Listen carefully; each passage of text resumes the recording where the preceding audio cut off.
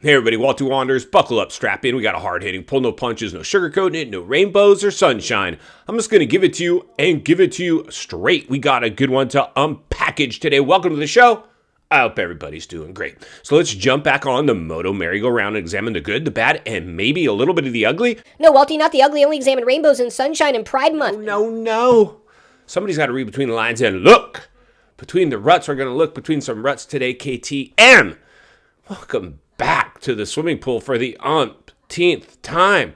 Man, this is getting a little bit gnarly. Now, recently I was watching a video, and I think it was an interview with KTM's management, Ian Harrison, I want to say his name is, and he pretty much alluded to the fact that there is money problems at KTM. They're far from out of the woods. And here's the challenge. Tom Vial really was their knight in shining armor there, other than the cowboy. But AP now, he's on his way out. These riders are dropping like flies, right? We're running them into the ground. It's too demanding. The bikes are too gnarly. It's just getting too hard. Somebody raised a really good point in one of the previous videos. If you're new, get subscribed, jump on board, and make sure you get involved with the comments. Somebody had said, back in the two-stroke era, back in the day,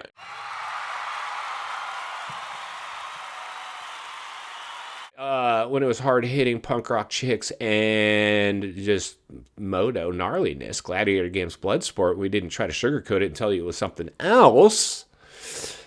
In the two-stroke days, the bikes weren't as demanding as these four-strokes, man. And then you just beef up the schedule, and then the industry as a whole, everything's all data-driven under a microscope. It's just gnarly. Nutritionists, therapists, psychologists, sports psychologists, training camps, it's all next-level stuff, right? And these poor riders, they just cannot deal with it anymore. And that's kind of the latest one. Is I think Ian Harrison had alluded to it, or spoke about, or actually said, is Frenchie, Tom Vial. They offered him he's got a deal on the table, right? But they're keeping it on the table. Like with a lot of these other riders and teams, there's basically a time limit. Like, here it is, you got to take it or leave it, and if you buy too much time, the contract it's going to get pulled, or it's no longer good, and the offer could change. And so with Vial, they had said he's got an offer on the table, and he's shopping it around. And as an agent for these riders, that's what you're going to do. Now, as somebody who's been in the industry, knee-deep, blood, sweat, and tears, I remember the same thing, hiring and firing riders, and mainly hiring. A lot of these riders, they'll jump ship on you in a hot second for money. And I've seen some careers get killed.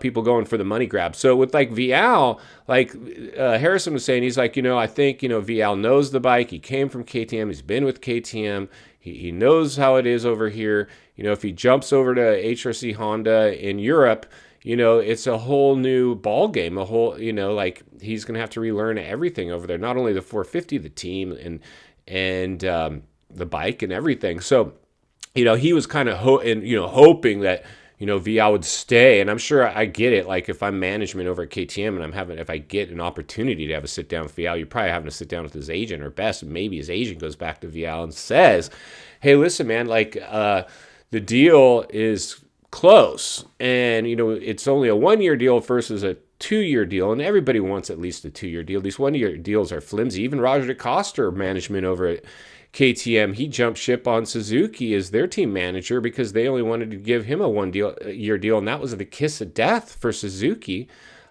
because it's been all downhill ever since. And Roger was able to find a home at KTM and become he was already a millionaire, but he made boatloads of money over there and delivered a lot of championships and was clearly instrumental in the expansion of that brand. Unfortunately, his job was the bike, not the management of the company. We had too many cooks in the kitchen, and they got greedy during the COVID climate, and all the stimulus money that was floating around that was artificially stimulated when bike sales were skewed. They pulled numbers off of a stimulated economy, which is now clearly not the case anymore, and they're sitting on inventory they can't move through. It's gnarly. That's almost like a brand killer. But that, the banks, it was in their best interest to just make sure they didn't fail, because they would have taken the hit. So that's what's going on there. But with Vial, what's going on is, he's got a deal on the table from KTM. And I'm sure KTM would love to get him on the 450 because why? I'll tell you why. Why you ask? Of course, I'm going to tell you. Because AP, as good as he is never going to be a champion. Eli Tomac, if he actually makes it over there, because there's still, I think, we're at risk of him potentially reneging on his contract. I doubt he will, but there's always a percentage of likelihood. We're not seeing Eli deliver. I think they got excited about Eli again.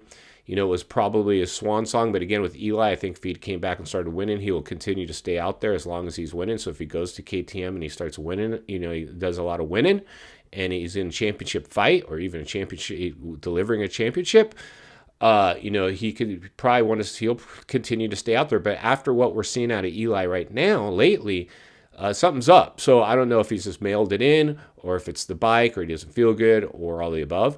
But the reality is this: Vial, he has a lot of years left in him, basically. And so if you're KTM, you're like, where do we go? We want to secure a rider that can replace Chase, really, who can be our, championship threat. And not that Vial has got anything for the Wonder Boy, the industry darling, the chosen one, the alien, the Martian from Mars, Jet Lawrence. He's still probably KTM's best bet because he's going now multiple championships in the lights class. And he's pointed out going to the 450, and there's a good chance that dude's style is pretty efficient, but he has had a really big get off, and we got to see how much of the wind it took out of his sails. Because some of those hits, man, they're hard to come back from. I mean, they have lingering psychological effects, not only physical but psychological effects as well. So AP, he's a big question mark. He's apparently got some kind of fatigue syndrome going on or something. Maybe it's just a flu and he's going to bounce back and be right back to, I hope so, because AP, he's just the feel good. He'll always be the Marvin Muscan of the team. He's not going to be the championship threat. Although he's really equal to Marvin in terms of some race wins, always up there in the points, a lot of second place finishes. He's not quite as good as Marvin, but I'd say he's pretty close. But more than that, he draws way more fanfare. For that alone, if I'm AP's agent, I'm marketing that. Like, this dude's going to drive people to the pits, man. And, he's about one of the only personalities left in the industry today because the industry has become so corporate. It's rare to find somebody that's staying, that's got a little bit of personality, right? They haven't completely conformed. We've only got a handful of those riders out there these days. Really, Danger Boy, AP, probably a couple others. But really, those are the polarizing figures. And AP's not a championship threat. So Eli, big question mark. AP, he's just not going to probably be a championship guy. But Tom Vial, he pretty much, and I don't know if he would even really be a championship guy, but he's young, and that he probably is going to be somebody that could be, again, a big story because they're going to all, of course, the industry is going to circle the wagons around VL. Oh, VL, when we get to the silly season and, predictions and shows and all those, VL, where is he going to stack? He'll be a big story if he stays stateside onto that 450 because he's going to be a question mark when we get rookies into the 450 class, especially if they're coming off championships. That could be pretty interesting. So, if I had to pick anybody out of those guys, Eli and AP, I love that. I love those guys as teammates and as feel-good riders, but they're just not going to be, I think, longevity or championship material based on what I'm seeing right now. Not to say that Vial really would have much more to offer than those guys, but I think still having a lot of youth on his side and a lot of probably years of racing, he'll probably be racing longer than those other guys. I don't know. AP could stay out there, and he's the type of dude that probably will stay out there. He eventually probably will go to another team. Eventually, his number will get called, and he will get left, out on KTM.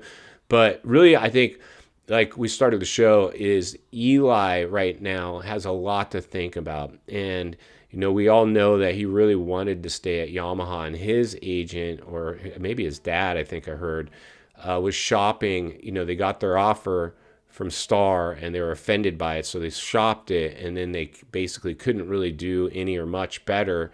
So they go back to Star, and they're like, yeah, sorry, this offer is expired. We've already moved on from you. And so that could be another reason Eli's mailed it in, actually, now that I hear myself say it. And you guys probably already are in the comments saying as much. So like I said, throw on some Parateros and get to the comments and get in there and do the little bench racing yourself. But that's in fact what's going on right now. KTM is in financial trouble still. Eli's a question mark. So is AP. And Vial's got an offer on the table, but he hasn't accepted it yet. In final thoughts, I come to you as a friend, as a content creator, as a moto guy who wants to see you not only win on the track, off the track. Understand the waters you're swimming in now, they're shark infested. KTM, welcome to the swimming pool. I mean, I really think that you guys are an interesting story. Thank you for being an interesting story. We're all cheering for you, really. I mean, you're great brands, great things. It's sad to see that somebody in management mismanaged the financial side of the industry, but that's just the direction that this industry is going. We've seen Suzuki, they're up against it. And now, KTM, you look like you're up against it, but probably not as much. You got more quality problems maybe than Suzuki when it comes to riders, but financially, it's still looking like it's a little sketchy over at KTM. And that's why Walter will be here to blow the lid off it every step of the way. Because it's not only what we need, it's in fact what we deserve. If you appreciate the content, I want to humbly ask you to give the video a like, subscribe to the channel, leave a comment below. I'd love to hear from you. Social media links in the description of this video if you'd like to contact me there, along with links to channels I've appeared on I think you might enjoy. If you enjoyed this video, gonna love the next video. And there's an easy subscribe icon for your convenience. As always, thank you for your time. Don't go over the bars. God bless. I'll see you on the next video.